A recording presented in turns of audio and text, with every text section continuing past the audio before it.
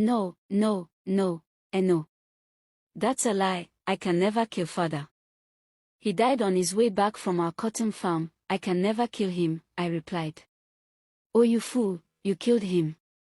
You predicted he was going to die on his way back from the farm, you only saw evil and never good, you saw things that destroyed people around the village.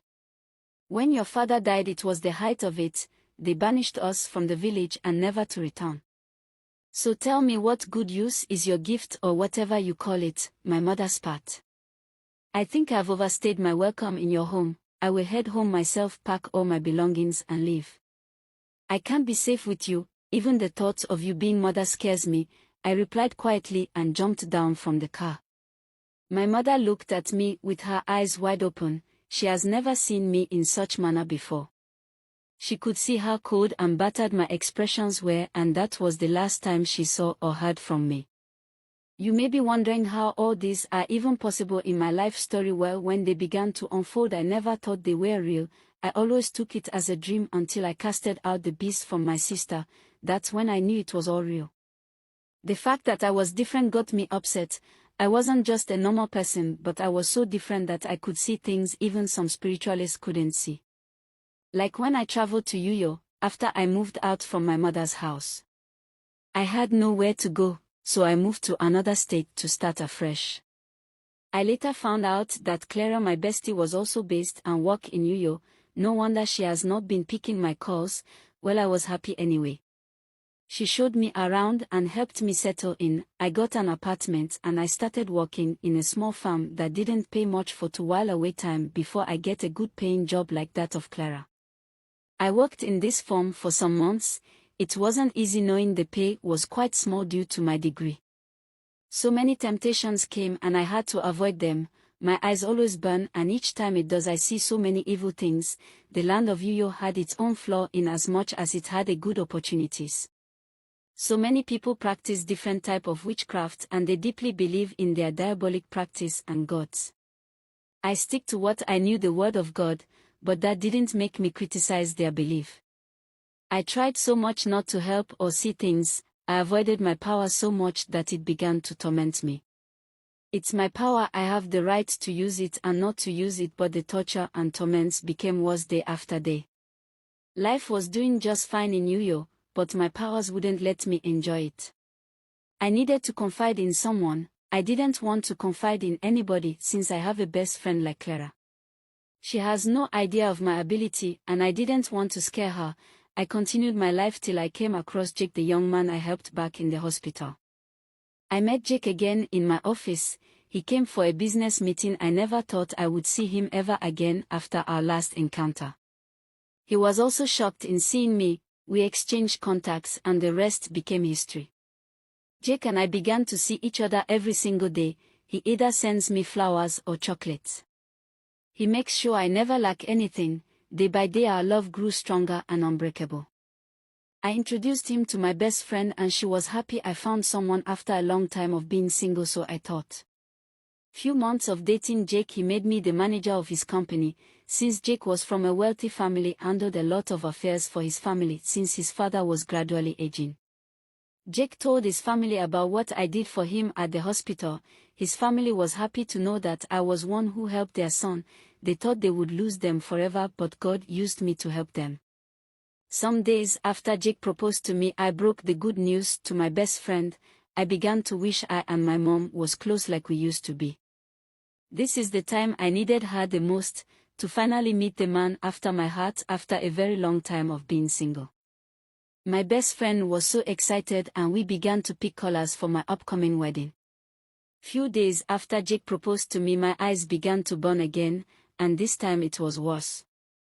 I couldn't bear it anymore or keep hiding it anymore. I told my best friend about what's going on. I wanted to confide in Jake about the constant pain I get from my gift, but I didn't want to bother him. I confided in my best friend and she was shocked. She never gave me any word of advice as I expected. Few days after I confided in Clara, so many weird things began to happen.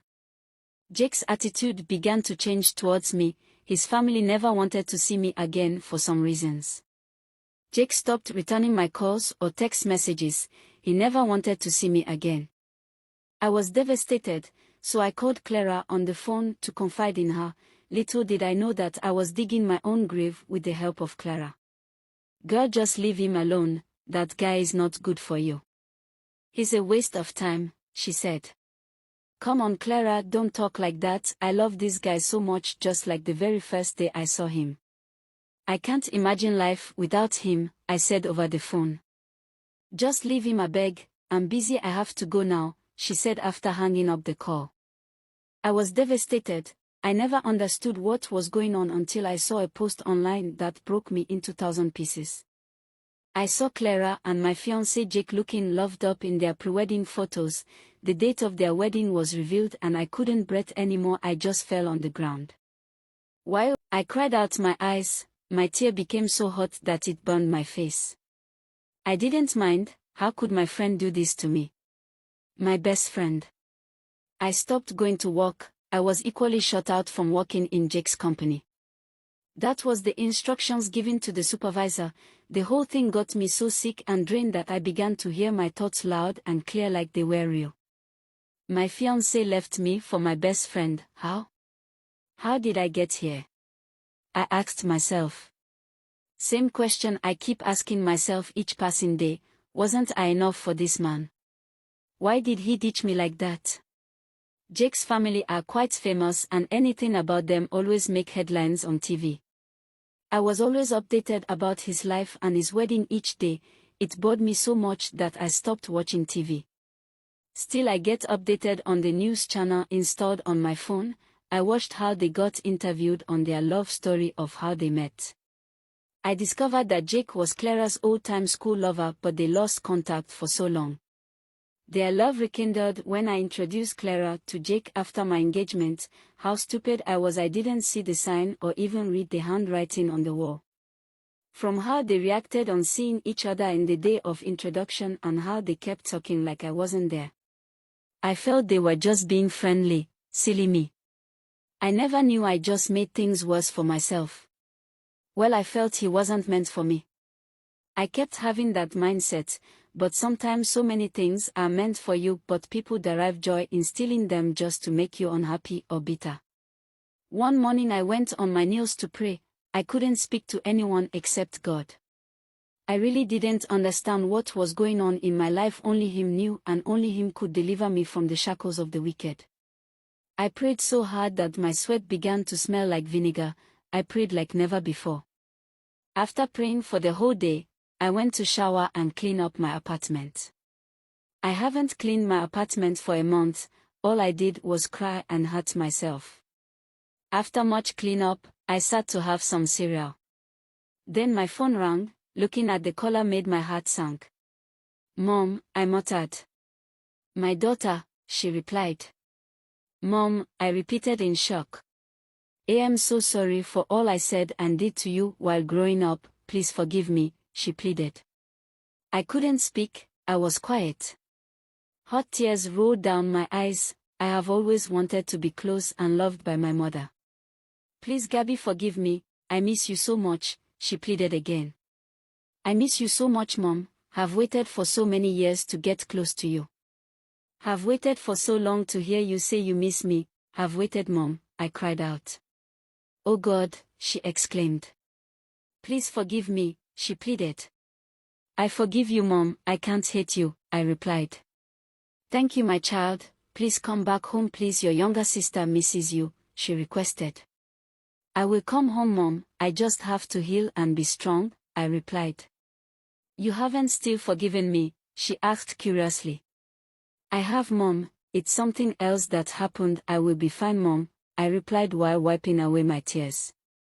"What's wrong, my child? Tell me," she asked. Her voice broke me to 1,000 pieces. How do I tell her that my chance of getting married was ruined by my best friend? I quickly ended the call to avoid stressing her with the latest ordeal of my life. I ran to the bathroom to wash my face. Suddenly my eyes started burning seriously. I couldn't bear it. I ran out of my apartment, seeing my landlady heading towards her car. Seems she was going out. The voice inside my head screamed, "Stop her or she will die." "Why?" I cried out. Her time is close, but she has a lot to see and enjoy. You are meant to be at this place and at this time. Stop her or you may blame yourself for the rest of your life, the voice echoed. I quickly ran to downstairs. She was almost close to leaving the compound before I am in front of her car to urge her to stop. Please stop, please, I pleaded. What's wrong, Gabby? She asked. Please mom, stop, we have to talk, I pleaded. I'm running late, Gabby. If you have something to say it fast, the landlady replied. Please mom, your life is at risk, you have to get back to your apartment, let's talk, I swiftly said. My life? What's happening? She replied, looking furious. This time I got her attention and she drove back into the compound. The gateman was standing abase, wondering what was happening. He quickly closed to the gate. I rushed to her, breathing heavily. Tell her car is overheating, it may blow up at any time. You both have to move away from it. That would have killed her if you haven't stopped her, the voice in my head pitched in. Mom, please step away from your car is about to blow up, I swiftly said. What? She exclaimed. Please move, I said while shifting her away into her apartment. We moved into the apartment. Before we could shut the door, the car blew up. It shattered the glasses on the wall. I was terrified. I could see the shock and fear on her face. The event made the neighbors run out of their apartment. They were all scared. Some started call firefighters, while some tried to put out the fire with so much effort. Fire spread widely on so many apartments around. Fear gripped everyone. I could no longer recognize the compound anymore. Funny enough, my apartment wasn't affected, but some other ones were. How did you know such was about to happen? She asked, looking at me with fear. I looked at her confused. I didn't know what to say next. The fear of telling her my gift was killing me inside. I didn't want her to see me differently or betray me the way my best friend did. I had to lie. That was the only way to bypass my reality lie. I just had an instinct of it, that's all, I said, trying to shut the door. No, it's not an instinct. You told me before my life is in danger. You told me my car will blow up before it actually happened, so you better start talking, Gabby, she persuaded. Then it dawned on me, my gift may heal me or ruin me. Tell me, Gabby, what is it that you are afraid of? She asked. I can't say. Please be safe. If you need someone to talk to, I'm always here, I replied. I was about to leave when she stopped me by holding my hands, pulling me softly into her living room. She shut the door and closed the windows. She never answered anyone who came to check up on her to ensure she's okay. She sat quietly beside me. She looked at me like she could see my soul. Gabby, I know you find it hard to say or to open up, but please, you just saved my life, and I need to know how and why you choose to be here at this very hour, the landlady said. Tell her the truth even if it hurts, the voice in my head echoed. I was taken aback to the time I opened up to Clara, how painful it was for me to bear all the consequences. You want to know the truth? I asked, looking at her without blinking, like I could see right through her. Yes, even if it hurts, she replied. I am a witch, I replied. While opinion in the comment section.